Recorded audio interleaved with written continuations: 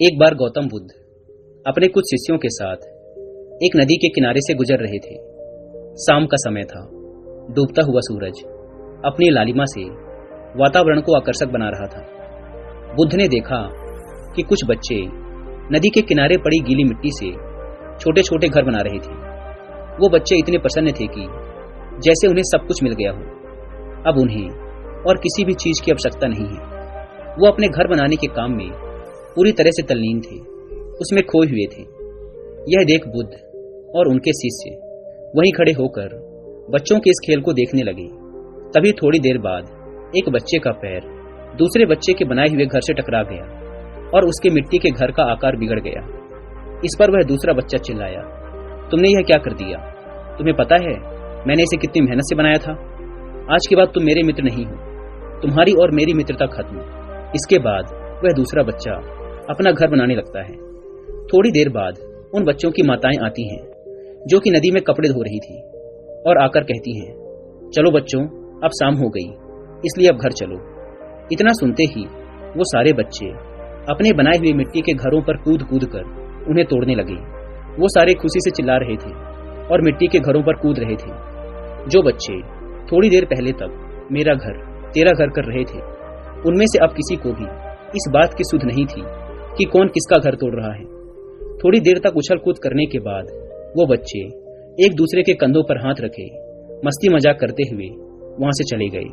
जब तक उन बच्चों ने यह माना हुआ था कि ये घर उनके हैं, तो उन बच्चों के बीच लड़ाइयां भी हो रही थी, उनकी मित्रता भी टूट रही थी। लेकिन जैसे ही बच्चों को पता चला कि रात होने वाली है और अब उनके असली घर जाने का समय आ चुका है, तो बच्चों का मिट्टी के घर के प्रति मोह समाप्त हो गया और उन्होंने खुद ही कूद कूद कर उन्हें तोड़ा और खेलते कूदते अपने घर चले गए। इस घटना को बुद्ध और उनके शिष्य पूरे ध्यान से देख रहे थे। लेकिन जाते हुए बच्चों को देखकर बुद्ध मुस्कुराने लगे, तो शिष्यों ने बुद्ध के मुस्कुराने का कारण पूछा।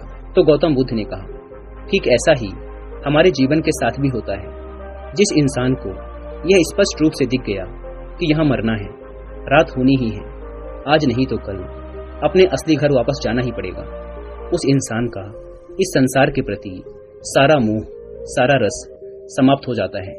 जैसे जब उन बच्चों को यह महसूस हो गया कि यह तो उनकी ही बनाई हुई दुनिया थी जिसमें वो कुछ देर के लिए खो गए थे, उनका असली घर तो कहीं और है, तो उन्होंने खुद ही अपने उन मिट्टी के घरों को तोड़ दिया और उनसे मुक्त हो गए। बुद्ध ने आगे कहा, लोग मुझसे पूछते हैं कि हमें संसार से मुक्ति कैसे मिलेगी, जबकि तुम्हें मुक्त होने की जरूरत नहीं है, तुम पहले से ही मुक्त हो।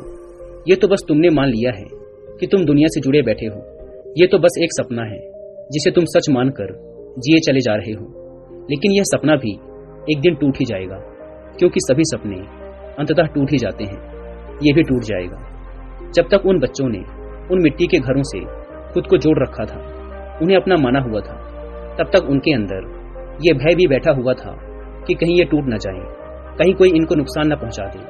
लेकिन जैसे ही रात होने को आती है, उन बच्चों का उनके असली घर जाने का समय आता है, उनका उन मिट्टी के घरों के प्रति सारा भय, सारा प्रेम समाप्त हो जाता है। ये जीवन भी ऐसा ही है। वो सारी चीजें जिनके लिए तुम डरे हुए रहते हो, चिंतित रहते हो, जिनसे तुम जुड़ाव महसूस करते हो, वो सब कुछ बस एक सपना है जिसमें तुम जिए चले जा रहे हो, और यह सपना किसी भी क्षण टूट सकता है।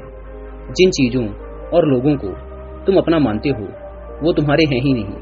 ये तो बस तुम्हारा भ्रम है, और दुनिया में लाखों लोगों का यह भ्रम हर रोज टूटता है, तुम्हारा भी टूटेगा। बुद्ध ने थोड़ा गंभीर होकर कहा, सबसे जरूरी बात, यह जीवन एक सपना तो है ही, लेकिन साथ ही साथ यह सत्य को जानने का एक अवसर भी है। अब यह आपके ऊपर है कि आप इस हाथ आए अवसर को चिंता या तनाव में बिताते हैं या फिर एक सार्थक खोज में। क्योंकि एक बात तो निश्चित है कि हम सभी हर एक पल बीतने के साथ ही अपनी मौत के और करीब पहुंचते जा रहे हैं, और एक ना एक दिन हम सबको उसका सामना करना ही पड़ेगा।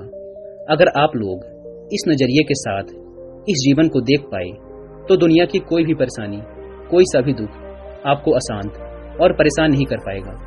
आपके मन के अशांत होने का केवल एक ही कारण है, सत्य को ना देखना।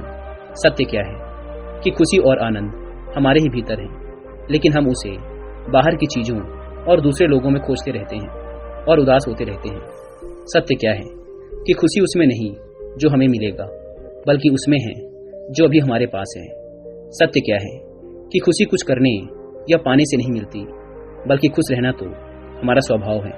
सत्य क्या है कि जीवन बीता जा रहा है और हम अभी भी कुछ नहीं कर रहे, बस इसीलिए मन अशांत है।